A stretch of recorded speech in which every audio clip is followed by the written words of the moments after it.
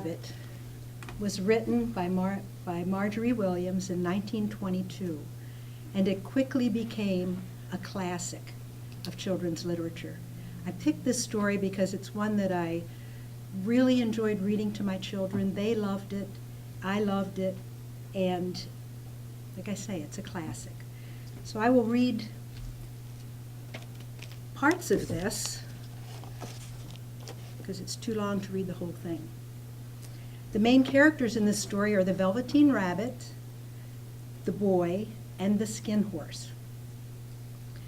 There was once a Velveteen Rabbit, and in the beginning he was really splendid. He was fat and bunchy, as a rabbit should be. His coat was spotted brown and white. He had real thread whiskers, and his ears were lined with pink sateen. On Christmas morning, when he sat wedged in the top of the boy's stocking, the effect was charming. For a long time he lived in the toy cupboard or on the nursery floor, and no one thought very much about him. The only person who was kind to him at all was the Skin Horse. The Skin Horse had lived longer in the nursery than any of the others. "What is real?" asked the bunny one day. "Real is how you are made," said the Skin Horse. "It's a thing that happens to you. When a child loves you for a long, long time, not just to play with, but really loves you, then you become real." "Does it hurt?" asked the rabbit. "Sometimes," said the Skin Horse, for he was always truthful. "When you are real, you don't mind being hurt." "It doesn't happen all at once," said the Skin Horse. "You become. It takes a long time. That's why it doesn't happen often to people who break easily, or have sharp edges, or who have to be carefully kept. Generally, by the time you are real, most of your hair has fallen out, and your eyes drop out, and you get loose in the joints and very shabby. But these things don't matter at all, because you are real. You can't be ugly, except to people who don't understand." "I suppose you are real?" said the rabbit. "The boy's uncle made me real," he said. "That was a great many years ago. But once you are real, you can't become unreal again. It lasts for always." The rabbit sighed. He thought it would be a long time before this magic called real happened to him. He longed to become real, to know what it felt like, and yet the idea of growing shabby and losing his eyes and whiskers was rather sad. He wished that he could become it without these uncomfortable things happening to him. That night, and for many nights after, the Velveteen Rabbit slept in the boy's bed. And when the boy dropped off to sleep, the rabbit would snuggle down close under his little warm chin and dream, with the boy's hands clasped close round him all night long. Near the house where they lived, there was a wood, and in the long June evenings, the boy liked to go there after tea to play. He took the Velveteen Rabbit with him, and before he wandered off to pick flowers, he always made the rabbit a little nest somewhere among the bracken, where he would be quite cozy, for he was kind-hearted, the little boy, and he liked Bunny to be comfortable. One evening, while the rabbit was lying there alone, he saw two strange beings creep out of the tall bracken near him. They were rabbits like himself, but quite furry and brand new. They stared at him, and the little rabbit stared back. And all the time, their noses twitched. "Why don't you get up and play with us?" one of them asked. "I don't feel like it," said the rabbit. "Can you hop on your hind legs?" said the rabbit. That was a dreadful question, for the Velveteen Rabbit had no hind legs at all. The back of him was made all in one piece, like a pincushion. "I don't want to," he said. But the wild rabbits have very sharp eyes, and this one stretched out his neck and looked. "He hasn't got any hind legs," he called out. "Fancy a rabbit without any hind legs." And he began to laugh. "I have," cried the little rabbit. "I have got hind legs. I'm sitting on them." The strange rabbit stopped dancing and came quite close. He came so close this time that his long whiskers brushed the Velveteen Rabbit's ear. And then he wrinkled his nose suddenly and flattened his ears and jumped backwards. "He doesn't smell right," he exclaimed. "He isn't a rabbit at all. He isn't real." "I am real," said the little rabbit. "I am real." The boy said so, and he nearly began to cry.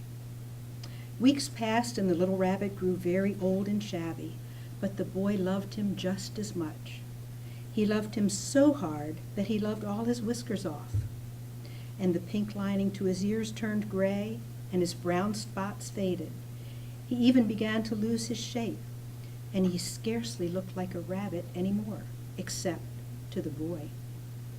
To him he was always beautiful, and that was all that the little rabbit cared about. He didn't mind how he looked to other people, because the nursery magic had made him real, and when you are real, shabbiness doesn't matter. And then one day the boy was ill. He was going to the seaside to get well. Everything was arranged, and now it only remained to carry out the doctor's orders. The room was to be disinfected, and all the books and toys that the boy had played with in bed must be burnt. Just then Nana caught sight of him. "How about this old bunny?" she asked. "That?" said the doctor. "Why, it's a mass of scarlet fever germs. Burn it at once. Get him a new one. He mustn't have that anymore." And so the little rabbit was put into a sack with the old picture books and a lot of rubbish and carried out to the end of the garden. That was a fine place to make a bonfire, only the gardener was too busy just then to attend to it. And while the boy was asleep, the little rabbit lay among the old picture books, and he felt very lonely. The sack had been left untied, and so by wriggling a bit he was able to get his head through the opening and look out. Nearby he could see the thicket of raspberry canes in whose shadow he had played with the boy on bygone mornings. He thought of those long sunlit hours in the garden, how happy they were, and a great sadness came over him. He thought of the skin horse, so wise and gentle, and all that he had told him. Of what use was it to be loved and lose one's beauty and become real, if it all ended like this? And a tear, a real tear, trickled down his little shabby velvet nose and fell to the ground. And then a strange thing happened, for where the tear had fallen, a flower grew out of the ground. Not at all like any that grew in the garden. It was so beautiful that the little rabbit forgot to cry and just lay there watching it. And presently the blossom opened, and out of it stepped a fairy.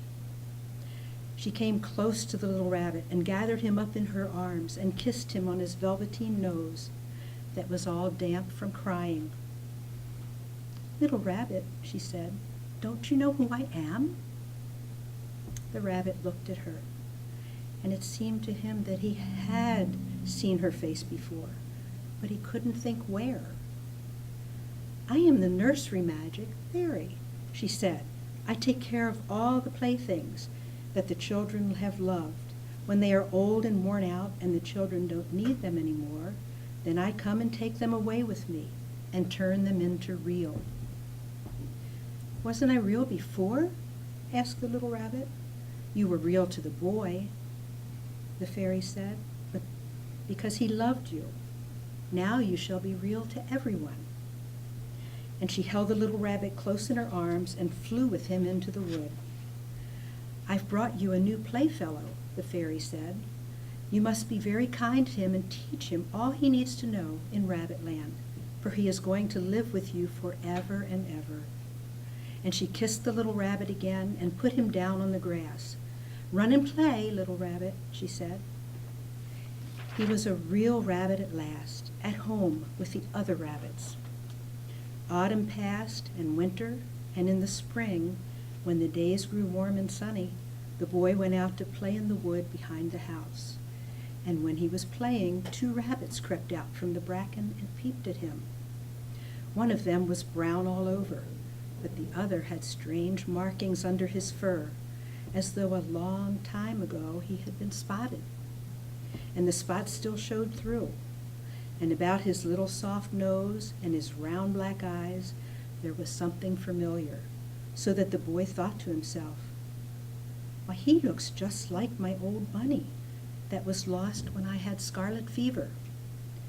But he never really knew that it really was his old bunny, come back to look at the child who had first helped him to be real. Mr. Toastmaster.